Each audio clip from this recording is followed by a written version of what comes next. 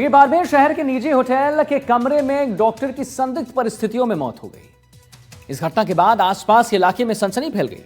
घटना की सूचना मिलते ही पुलिस मौके पर पहुंची और होटल के कमरे को सीज कर लिया। ऐसा बताया जा रहा है कि मृतक के पास भारी मात्रा में नशीली दवाइयां मिली थी और फिलहाल पुलिस मामले की जांच कर ही रही है। लेकिन ये पूरा मामला, पूरा मसला क्या है, आइए इस रिपोर्ट में समझते हैं।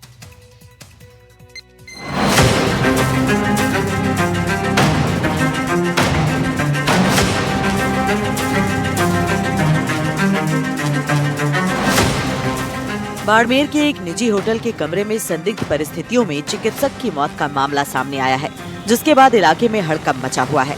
मृतक डॉक्टर का नाम किरण कुमार है और ये विशाखापट्टनम, आंध्र प्रदेश के निवासी थे। 20 सितंबर से होटल मोरसंग में ठहरे हुए थे और नेहरू नगर स्थित गुजरात हॉस्पिटल में ऑन कॉल रूप से कार्यरत थे। पुलिस का कहना है कि डॉक्टर रात को होटल के रूम में खाना खाने के बाद सो गए थे। सुबह जब वो अस्पताल नहीं पहुंचे तो हॉस्पिटल स्टाफ ने उन्हें कॉल किया, लेकिन कोई जवाब नहीं मिला, जिसके बाद अस्पताल के स्टाफ ने होटल पहुंचकर डॉक्टर का कमरा खुलवाया तो डॉक्टर मृत पाए गए। पुलिस का मानना है कि यह आत्महत्या का मामला है, क्योंकि होटल के रूम में किसी तरह के संघर्ष के कोई निशान नहीं मिले हैं और उस कमरे से भारी मात्रा में नशीली दवाइयां मिली हैं, जिससे पुलिस को आत्महत्या का शक हो रहा है। सूचना मिलने के बाद तत्काल पुलिस मौके पर पहुंची और रूम का निरीक्षण किया। शव को कब्जे में लेकर होटल के कमरे को सीज किया गया, जिसके बाद पुलिस ने शव को बाड़मेर राजकीय अस्पताल की मोर्चरी में रखवाया और परिजनों को सूचना दी। ये होटल में इस पर किरण कुमार जो रुका हुआ था और उसके द्वारा रूम नहीं खोलने पर होटल कर्मी द्वारा सूचना दी गई, जिस पर पुलिस मौके पर पहुंची, एसपी साहब भी पहुंचे, सीओ साहब, एसएचओ, और इस रूम को तोड़ के देखा तो वो अंदर मृत पाया गया है। ये विशाखापट्टनम का रहने वाला है, डॉक्टर है, यहाँ गुजरात हॉस्पिटल पे ऑन कॉल रोगियों को देखने आता था। अभी आज ही रुका हुआ था, जिसके द्वारा जहर खाने के कारण ये प्रथम दृष्टया यही सुसाइड माना जा रहा है और जांच जारी है। मामले की गंभीरता को देखते हुए हर पहलू की जांच की जा रही है। इसके साथ ही होटल में दूसरे मेहमानों और कर्मचारियों से भी पूछताछ की जा रही है, ताकि मौत के कारणों का साफ पता लगाया जा सके। फिलहाल पुलिस जांच में जुटी है कि आखिर डॉक्टर की मौत के पीछे का कारण क्या था और ये मौत कैसे हुई। एनडीटीवी राजस्थान के लिए बाड़मेर से राजू माली की रिपोर्ट। देखिए, कोटा की साइबर क्राइम पुलिस ने 1 करोड़ 4 लाख रुपए की साइबर ठगी का आखिरकार खुलासा कर दिया और मामले का खुलासा करते हुए आरोपी बूंदी निवासी महावीर सुखवाल उर्फ डेनी को जो है गिरफ्तार कर लिया। इस ठग की गिरफ्तारी के बाद चौंकाने वाले खुलासे हो रहे हैं। ठगी के तार विदेश से भी जुड़े हुए थे। ये आरोपी ठगी की वारदात को कैसे अंजाम देता था और पुलिस की जांच में क्या क्या खुलासे हुए हैं, आइए एक रिपोर्ट देखते हैं साथ।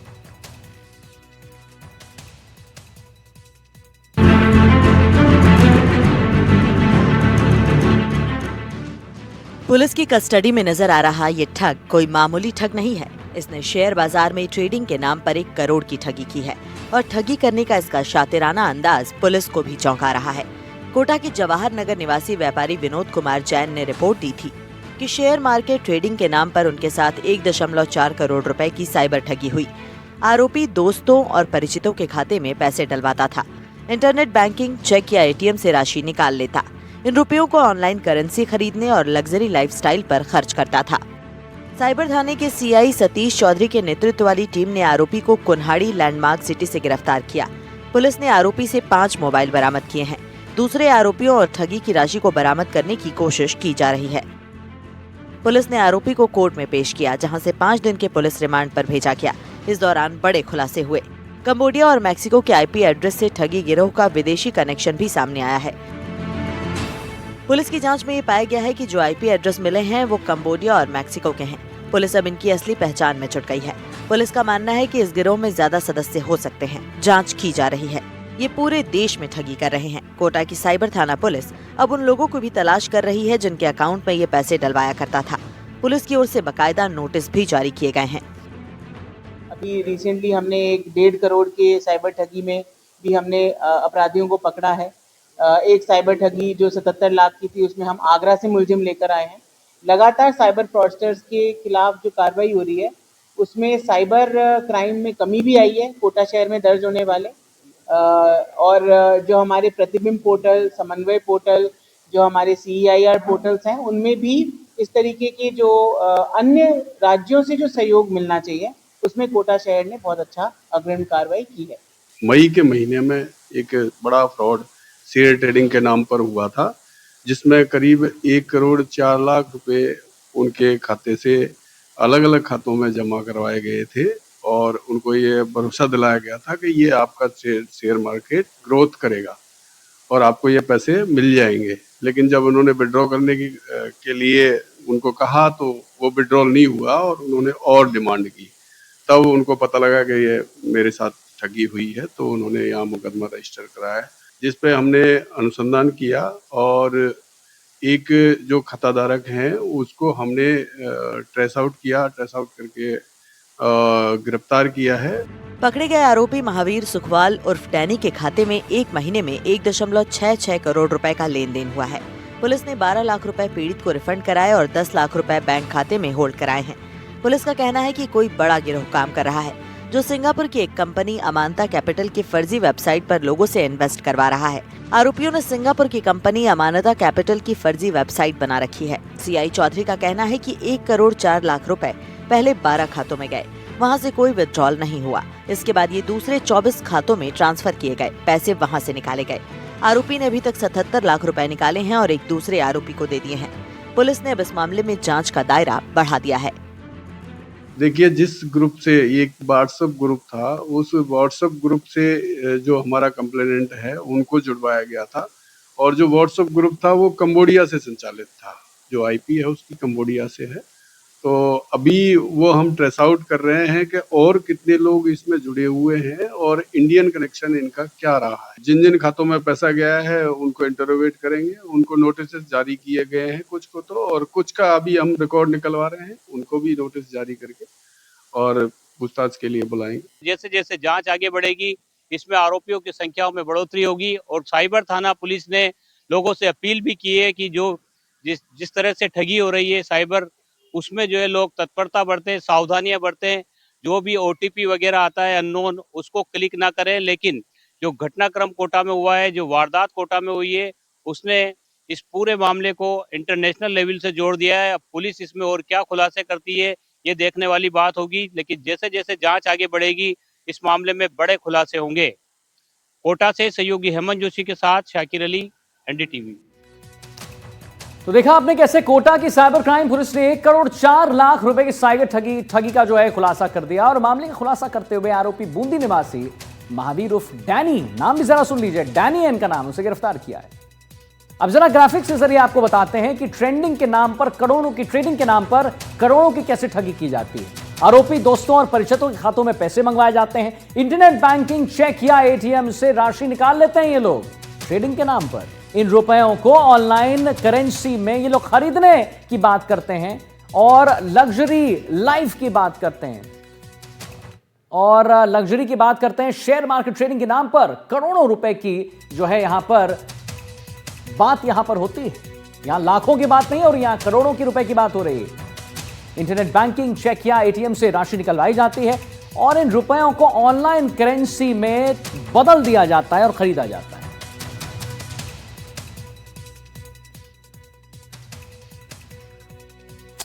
अब क्या बताऊं, 15,000 ही फॉलोअर्स हुए हैं मेरे इंस्टाग्राम पे। कैसे बढ़ाऊं इसे, कोई शॉर्टकट हो तो मजा आ जाए। क्यों, आप भी यही सोचते हैं ना भाई। सोशल मीडिया के दौर में ऑनलाइन स्कैम और अपराध बढ़ते ही जा रहे हैं। जयपुर में इंस्टाग्राम पर फॉलोअर्स बढ़ाने के लिए एक गिरोह सक्रिय है एक गिरोह जो मारपीट का वीडियो बनाकर सोशल मीडिया पर अपलोड कर देता है।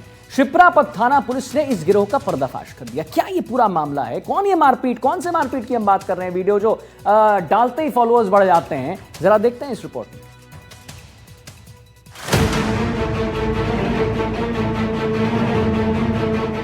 हमसे गलती हो गई, हमको पुलिस ने सबक सिखा दिया है, आगे से ऐसी गलती नहीं होगी। हम अपनी गलती के लिए माफी चाहते हैं।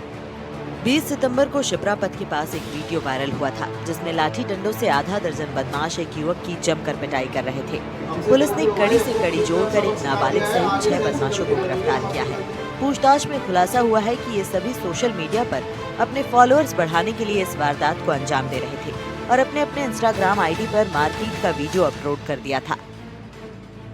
जयपुर में सोशल मीडिया बदमाशों के खिलाफ जयपुर पुलिस का बड़ा शिकंजा कसा है। दरअसल शिप्रापत इलाके में अभी कुछ दिनों पहले कुछ बदमाशों ने एक युवक से मारपीट की थी और बाकायदा इसका वीडियो भी बनाया था और वीडियो को सोशल मीडिया यानी कि इंस्टाग्राम पेज पर सभी ने अपलोड भी कर दिया था। जैसे ही पुलिस तक सूचना मिली उसके बाद पुलिस ने तुरंत टीमें गठित कर सभी आरोपियों को गिरफ्तार किया है। इसमें एक आरोपी फरार बताया जा रहा है, उसकी तलाश जारी है। तो वहीं पूछताछ में आरोपियों ने बताया कि वह अपने फॉलोअर्स बढ़ाना चाहते थे, समाज में दहशत फैलाना चाहते थे, इसीलिए उसने इस पीड़ित के साथ मारपीट की और बाकायदा उसका वीडियो भी बनाया है।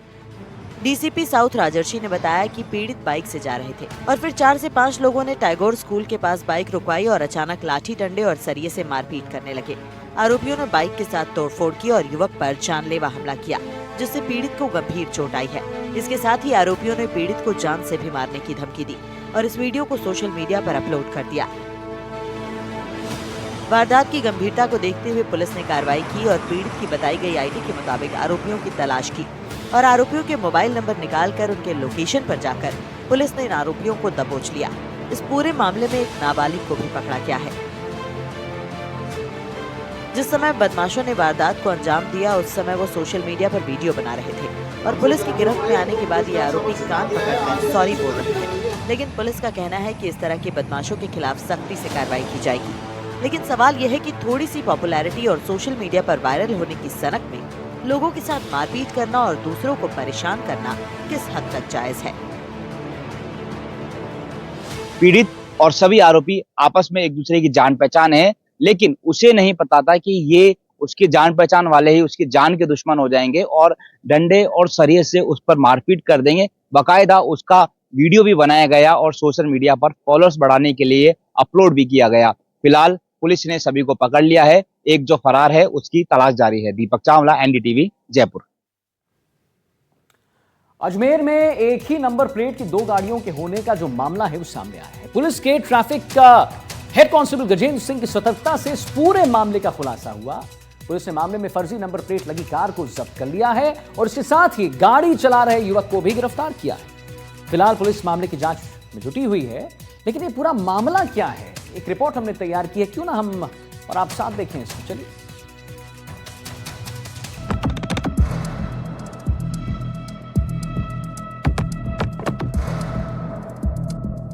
अजमेर पुलिस के traffic head constable Gajendra Singh की सतर्कता की वजह से शहर में लंबे समय से चल रही फर्जी नंबर प्लेट की वारदात का खुलासा हुआ। मामला तब सामने आया जब मोहम्मद शबीर ने हेड कांस्टेबल गजेंद्र को सूचित किया। शबीर की गाड़ी के नंबर की दूसरी गाड़ी सड़क पर दिखी। RJ01 CB 8811 की एक और गाड़ी शहर में घूम रही है, जिस पर वही नंबर प्लेट लगी हुई है। सूचना मिलने के बाद फर्जी नंबर प्लेट से चल रही कार का पीछा किया गया और आरोपी को क्लॉक टावर थाना पुलिस के सुपुर्द किया गया। क्लॉक टावर थाना के ASI रामबाबू ने बताया कि शब्बीर ने थाने में शिकायत दर्ज कराई थी कि उसकी कार का नंबर फर्जी तरीके से किसी और वाहन पर लगाकर चलाया जा रहा है। 23/9/2025 को शाम करीब 4 बजे के समथिंग शबीर नामक एक व्यक्ति ने ट्रैफिक के हेड कांस्टेबल गजेंद्र को सूचना दी कि मेरी गाड़ी के जो नंबर हैं वही नंबर अन्य किसी गाड़ी पे लगे हुए मैंने देखा है। आदि सूचना पर थाने से हेड कांस्टेबल और हमारी टीम मौके पर पहुंची। वहां जाके देखा तो एक गाड़ी स्विफ्ट जो RJ01 CB 8811 है, उसको जाके रुकवाया, पूछताछ की तो मालूम हुआ कि वो गाड़ी किसी दूसरी गाड़ी के नंबर लगा के चला रहा था। उसको पकड़ के लाए, थाने पर डिटेन किया और पूछताछ जारी है। पुलिस ने मामले की जांच शुरू की और फर्जी नंबर प्लेट से चल रही कार के मालिकों की पहचान की गई। जांच में पता चला कि अजमेर का रहने वाला राहुल उर्फ महेश जानबूझकर शब्बीर की कार की नंबर प्लेट लगाकर गाड़ी चला रहा था। बदमाश को फिलहाल शांति भंग की धारा में गिरफ्तार किया गया है। पुलिस ने बताया कि फर्जी नंबर वाली कार का असली मालिक का पता कार के चेसिस नंबर के आधार पर लगाया जा रहा है। Traffic head constable Gajendra Singh की सजगता और त्वरित कार्रवाई से मामला उजागर हो सका, वरना फर्जी नंबर प्लेट का इस्तेमाल कर अपराध करने की भी योजना हो सकती थी। अजमेर पुलिस ने नागरिकों से अपील की है कि किसी भी संदिग्ध वाहन की सूचना तुरंत पुलिस को दे, ताकि शहर में ऐसे अपराधों पर रोक लगाई जा सके। NDTV राजस्थान के लिए अजमेर से पवन अटारिया की रिपोर्ट। आप ये तस्वीरों में देख सकते हैं, ये मारुति सुजुकी की स्विफ्ट VDI कार है जिसका नंबर है RJ01CB8811, जो कल शाम को अजमेर के माटनन ब्रिज पर एक व्यक्ति द्वारा कार ड्राइव की जा रही थी, जिस पर जो ओरिजिनल मालिक है उसने इस कार को देख लिया और संबंधित पुलिस स्टेशन पर शिकायत दी। पुलिस पर तैनात थाने पर तैनात हेड कांस्टेबल गजेंद्र ने अपने सहयोगियों की मदद से कार का पीछा किया और जो फर्जी नंबर प्लेट वाली कार है इसको रुकवाया और कार में बैठे जो राहुल नाम का व्यक्ति है उसे शांति भंग में गिरफ्तार कर लिया। वहीं पुलिस अब ये जांच कर रही है कि ये जो कार है उसका जो असली मालिक है वह कौन है। NDTV राजस्थान अजमेर से पवन अटारिया। कैसा लगेगा आपको अगर मैं आपसे कहूं कि आप कुछ नहीं बोल सकते और आप फिर भी बोलना चाहें तो मैं आपके मुंह के अंदर कंकड़ भर दूं, पत्थर भर दूं और आप फिर भी बोलें तो मैं और उसे फेविकॉल से साट दूं? बड़ा अजीब लगेगा नहीं? अब सोचिए जरा, अगर यही चीज एक बच्चे के साथ हो तो कैसा रहेगा? कौन करेगा एक बच्चे के साथ ऐसा? एक मां बाप करे तो अजीब लगता है ना। अब हम आपको भीलवाड़ा की खबर दिखाते हैं जहां मानवता शर्मसार हो गई है। जिसने भी देखा, जिसने भी सुना, झकझोर कर रख दिया इस खबर में। एक मां बाप ने अपने कलेजे के टुकड़े को पत्थरों के बीच फेंक कर चले गए और बेरहमी की इंतहा जरा सुनिए, हैरान हो जाएगा। बच्चे के मुंह में पत्थर ठूस दिया गया जिसे वो रो ना सके। इतने से मन नहीं भरा तो नवजात के होठों को फेविक्विक से चिपका दिया गया। साहब, एक मां ने ऐसा क्यों किया? रिपोर्ट दिखाते हैं।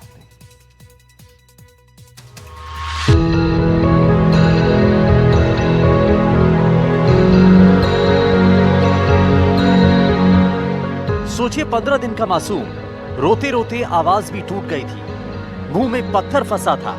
जैसे ही पत्थर निकाला गया वो जोर जोर से रोने लगी, जैसे किसी ने उसकी मासूम जिंदगी को जबरन रोकने की कोशिश की हो।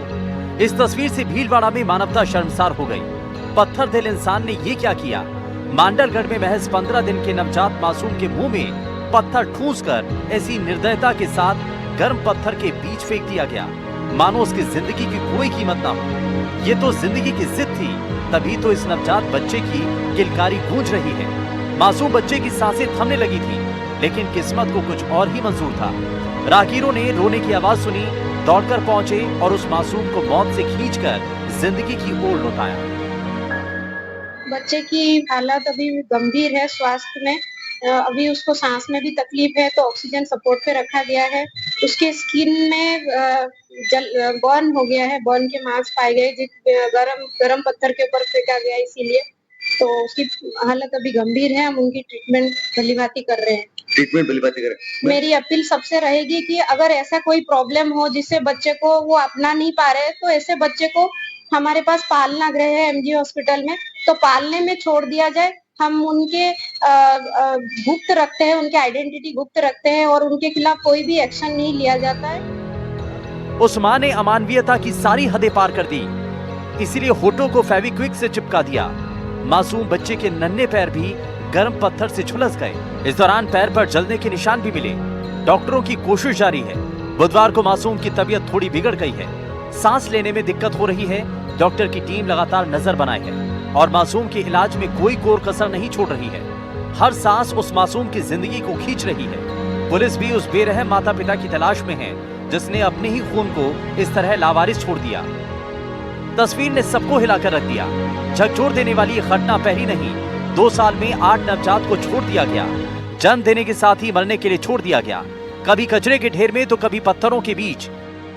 समाज कल्याण विभाग और बाल कल्याण समिति के आंकड़े बताते हैं भीलवाड़ा जिले में पिछले 2 साल में 8 से ज्यादा मामले से सामने आ चुके हैं, जिसमें 4 लड़के और 4 लड़कियां हैं जिनको कहीं ना कहीं लावारिस हालत में जन्म के बाद में छोड़ दिया गया।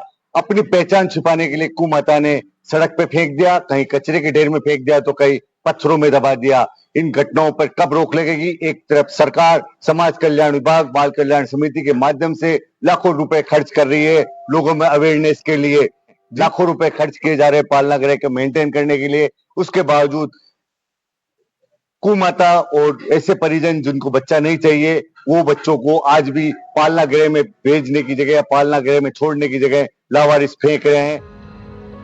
सरकार ने ऐसे मामलों को लेकर विशेष पहल चलाई है। सरकार ऐसे मामलों के लिए पालन गृह योजना चला रही है, जिससे शिशु को सुरक्षित रूप में देखभाल और भविष्य दिया जा सके।